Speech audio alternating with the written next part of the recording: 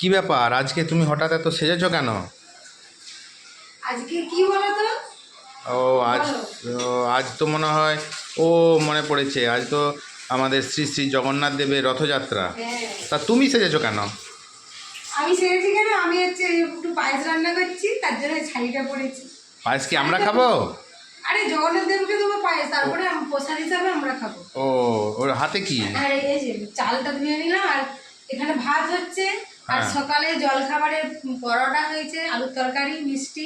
ছুটি সবার ছুটি থাকে, কিন্তু মেয়েদের কোনো ছুটি নেই, তাদেরকে সব কাজই করতে হয়।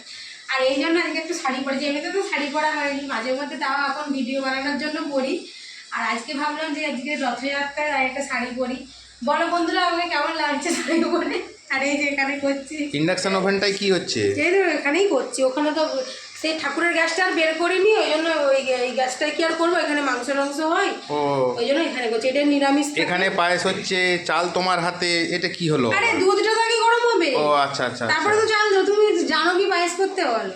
ও, করো তো করো ওখানে করো। মাছ টাছ হয় বলে ওখানে করিনি, না, না, এখানে ঠিকই, মাছ টাছ ঠিকই। হয়নি, নিরামিষ। আর আচ্ছা, আচ্ছা। ঠাকুরের একটা গ্যাস আছে, কিন্তু ওইটা আর বের করিনি। যখন অন্য কিছু হবে তখন শুধু পায়েস করছে, ওই জন্য বের করিনি। যখন ভোগ টোগ রান্না করি তখন সেখানে করি। চলো টাটা, গুড গুড মর্নিং সবাইকে, শুভ রথযাত্রা। সবাই ভালো কাটুক, সবাই ভালোভাবে রথ দেখো, জিলিপি খাও, আমার জন্য জিলিপি নিয়ে আসবে। টাটা।